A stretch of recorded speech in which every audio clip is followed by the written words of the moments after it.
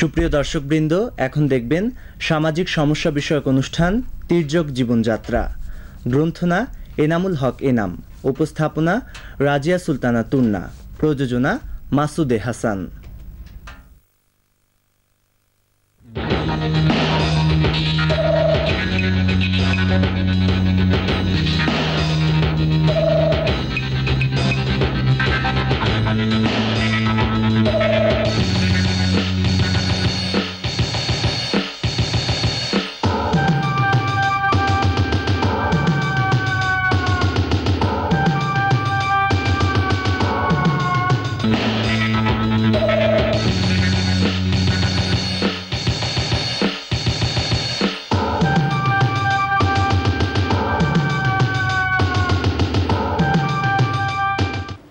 দর্শক মণ্ডলী, তির্যক জীবনযাত্রা সচেতনতার এক ভিন্ন মাত্রা নিয়ে আসছে। আমরা মানুষ, আমাদের প্রিয় মাতৃভূমি বাংলাদেশে আমরা সমাজবদ্ধ হয়ে বাস করি। এখানে প্রতিনিয়ত ঘটে চলেছে নানা অসঙ্গতি ও অপ্রীতিকর ঘটনা, যা সুস্থতা ও মানবতার বিপক্ষে। আর এটাকে তুলে ধরার প্রয়াসেই আমাদের আজকের তির্যক জীবনযাত্রা। আমাদের এবারের বিষয় বাল্যবিবাহ।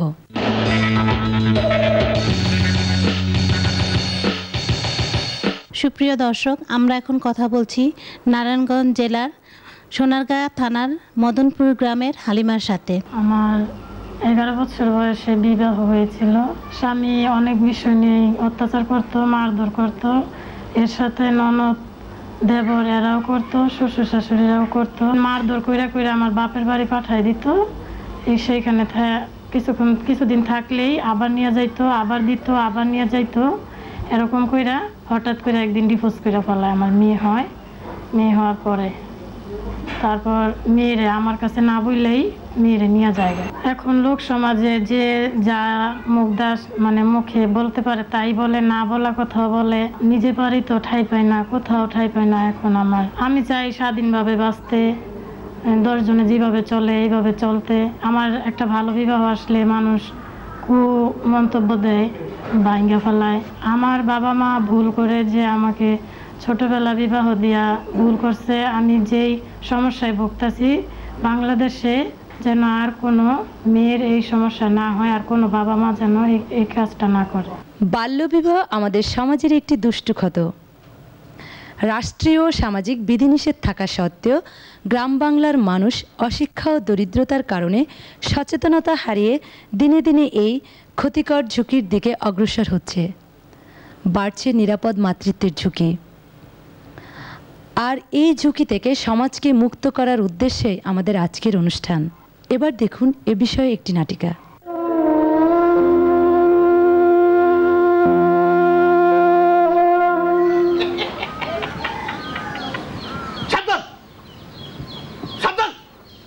বাল্য বিবাহ হইতে সাবধান, সাবধান। আমার লক্ষ্মী বোনটি, মায়ায় ভরা মুক্তি, লেখাপড়া শিখে তুমি অনেক বড় হবে। ধন্য আমি বলবে তখন এই গ্রামের লোকে, এই গ্রামের লোকে, এই গ্রামের লোকে। শেফালি, শেফালি, বোন রে, তুই আবার মাফ করে দিস বোন। শেফালি। মাশাআল্লাহ, মাশাআল্লাহ, মাইয়া আমার পছন্দ হয়েছে। আলহামদুলিল্লাহ, পছন্দ হইতেই হইব। তোমা কোন ক্লাসে পড়ো? ক্লাস 7-এ। মা জননী, কোরআন শরীফ পড়তে পারো? জি, পারে। আমার মাইয়া কবিতা পড়তে জানে। কবিতা পড়ে স্কুল থেকে পুরস্কার পাইছে। তাই নাকি? যে একেবারে ফুলের মতো মেয়ে। শুনো তো মা। ফুলের মতো মেয়ে আমি, তা কি জানো না? মানুষ হইয়া জন্ম নিয়া মানুষ হইলা না। করো শুধু আঘাত, দাও অপবাদ। নারী হয়ে জন্ম নেয়া সে কি অপরাধ? আমি এক নারী, বলতে নাহি পারি। আর বলতে হবে না, যাও মা, ভিতরে যাও। তো ভাইয়া, আমরা বিয়ের দিন তারিখটা ঠিক করে ফেলি। যে শুভ কাজ যত তাড়াতাড়ি শেষ করা যায় ততই মঙ্গল। আপনি একটু বসুন।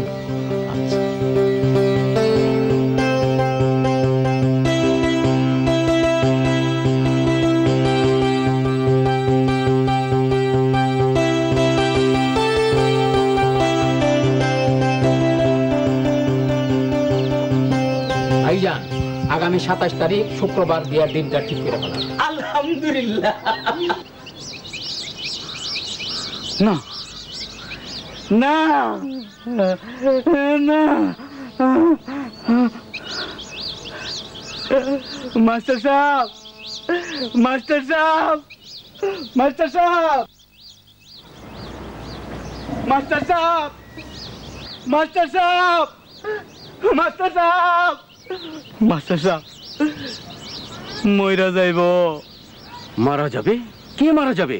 আসমা। আসমা? আসমা মারা যাবে কেন? বিয়া ঠিক হইছে, ছোট মায়েরা মইরা যাইব। আমার ছোট বোন শেফালির মতো মইরা যাইব, অকালে জয়ীরা পড়ব। আপনারা বাঁচান মাস্টার সাহেব, আপনারা বাঁচান। তাই নাকি? ঠিক আছে, আমি দেখছি, আমি দেখছি। যান যান মাস্টার সাহেব। সাবধান, সাবধান, সাবধান। অল্প বয়সে মায়ের বিয়ে দিবি তো নিজেও মরবি, ওরেও মারবি। সাবধান, বাল্য বিবাহ হইতে সাবধান, একদম সাবধান।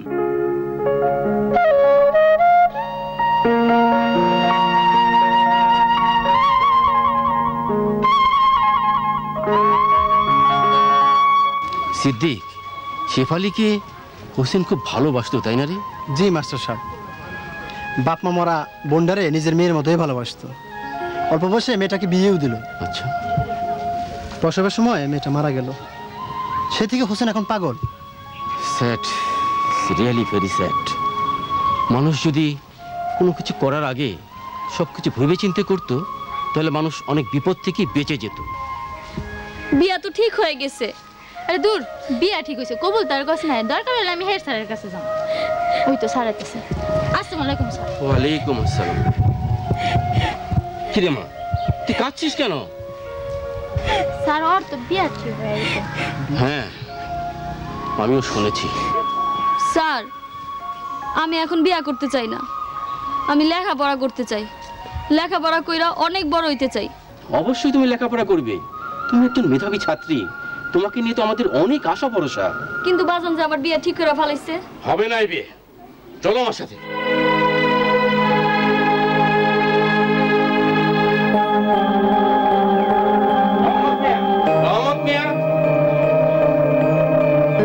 আসসালামু আলাইকুম মাস্টার সাহেব। ওয়ালাইকুম আসসালাম। শুনলাম তুমি নাকি আসমার বিয়ে ঠিক করে ফেলেছো? জি মাস্টার সাহেব, ভালো সম্বন্ধ পাইলাম, তেমন দাবি দেওয়াও নাই, তাই বিয়ে ঠিক করে ফেলাইলাম। তাই বলে তুমি কম বয়সী মেয়েটাকে বিয়ে দিবে? ওর কি বিয়ের বয়স হয়েছে? মেয়েদের আবার বিয়ের বয়স কি? ক্লাস 7-এ পরে উপযুক্ত মেয়ে ঘরে থাকলে মা বাবার ঘুম আসে না। উপযুক্ত? কাকে তুমি উপযুক্ত বলছো? আসমা তো নাবালিকা, ওর তো 14 বছরই হয় না। 18 বছরের নিচে কোনো মেয়েকে বিয়ে দেওয়া আইনত দণ্ডনীয় অপরাধ। আমাকে মাইয়া আমরা বিয়ে দেব, এতে বড় অপরাধের কি হইল? আমাকে মেয়েরে কি আপনি বিয়ে দিবেন? রহমত মিয়া, সংযত ভাষায় কথা বলো। তোমার মেয়েকে তুমি বিয়ে দিবে, তবে সাবালিকা হওয়ার পরে। এই বিয়ে বন্ধ করো, নইলে আমি তোমার বিরুদ্ধে আইনগত ব্যবস্থা নিতে বাধ্য হব। এটাই আমার শেষ কথা। চল সিদ্দিক। বিয়ে বন্ধ করো কইলে হইলো? আমার মেয়ের বিয়ে হবে এবং শুক্রবারেই হবে। হইব না? কি কোন ঘটক সাহেব? বিয়ে হইব, বিয়ে হইব না মেয়ের বাড়িতে, বিয়ে হইব মেয়ের খালার বাড়িতে। কেন? আপনার পোলার লগে যে মেয়ের বিয়ে ঠিক করছি সেই মেয়ে নাবালিকা। 18 বছরের আগে কোনো মেয়ের বিয়ে হইলে আইনত সেটা দণ্ডনীয় অপরাধ। আপনার পোলার পিড়াপিড়িতে তো বিয়েটা ঠিক করছি। ঠিক করছেন তো কি হয়েছে? ওই গ্রামের হেডমাস্টার সাহেব ব্যাপারটা জানতে পারছেন, উনি বলছেন আসমার বিয়ে হইলে উনি আইনের সাহায্য নেবেন। তাইলে উপায়? উপায় হইল চুপচাপ বিয়ে হইব, বেশি লোকজন নেওয়া যাব না। বেশি জানাজানি হইলে মাস্টার সাহেব বিয়ে বন্ধ করে দিতে পারে। তাই পাশের গ্রামে মেয়ের বড় খালার বাড়িতে বিয়ে হইব। বুঝতে পারছেন? হ্যাঁ, বুঝতে পারছি। আপনারা সকাল সকাল রেডিও থাকেন, আমি কালকে সকাল সকালে আইসে আপনাকে লইয়া যাবনি। আসসালামু আলাইকুম।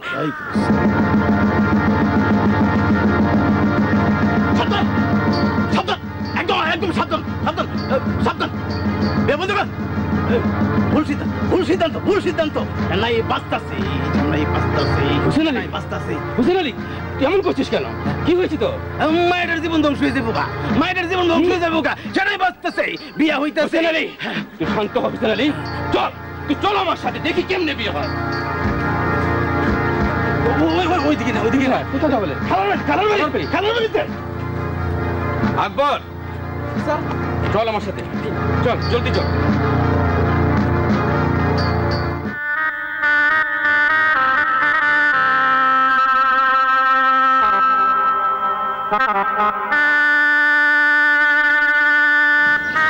জান কাজী সাহেব, বৌমা ইজিন কবুলটা নিয়ে আসে ইনশাআল্লাহ।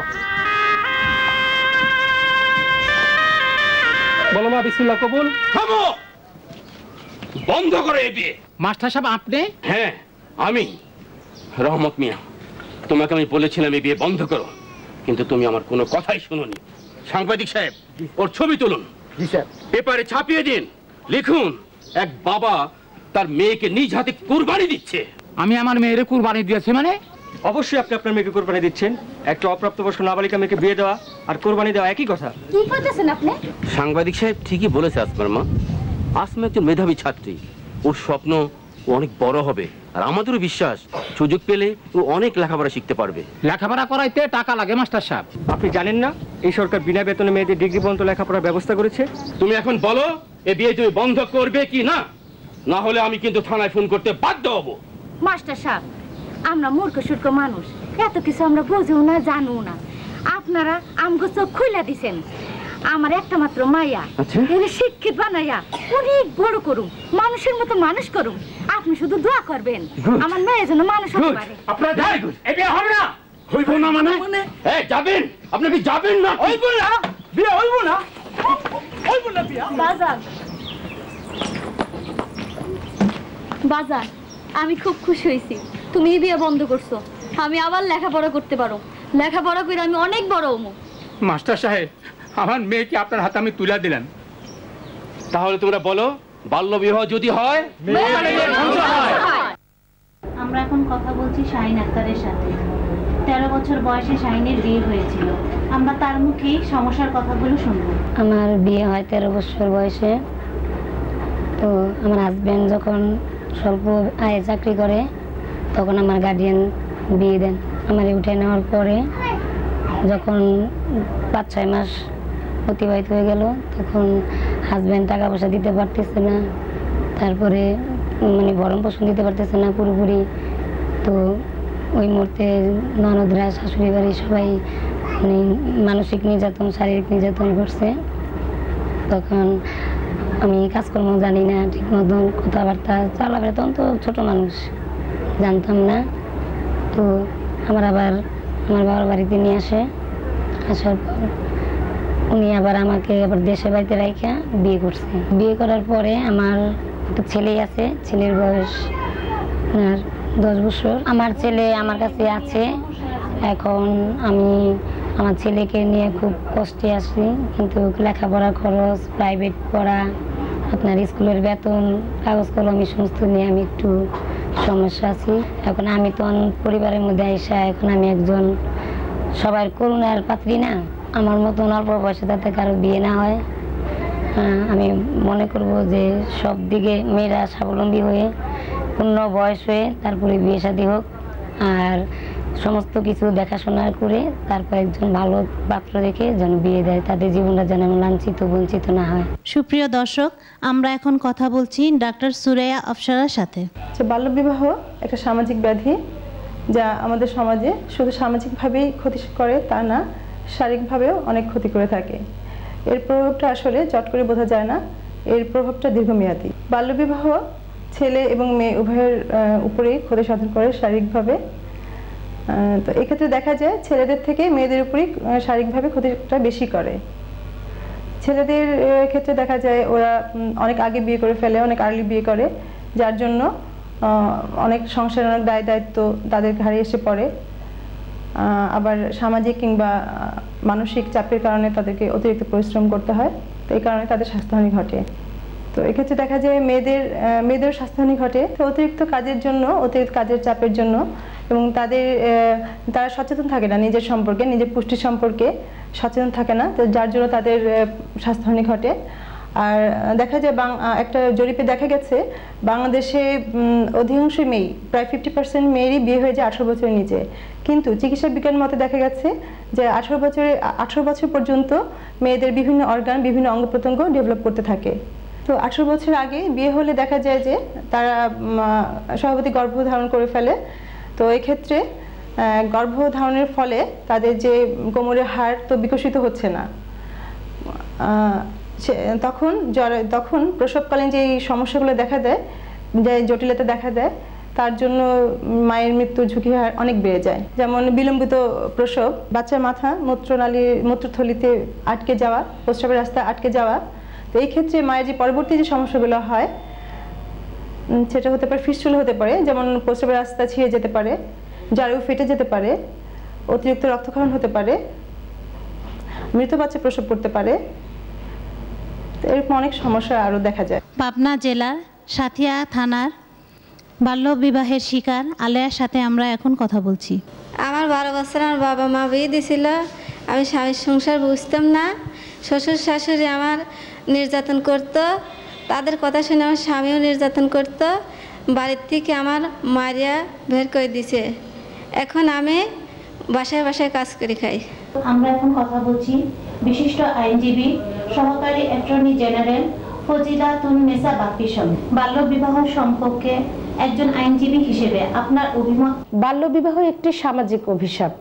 এটি একটি শিশু কিংবা নাবালকের জন্য একাধারে পারিবারিক, সামাজিক এবং শারীরিক বিপর্যয় ঘটিয়ে থাকে।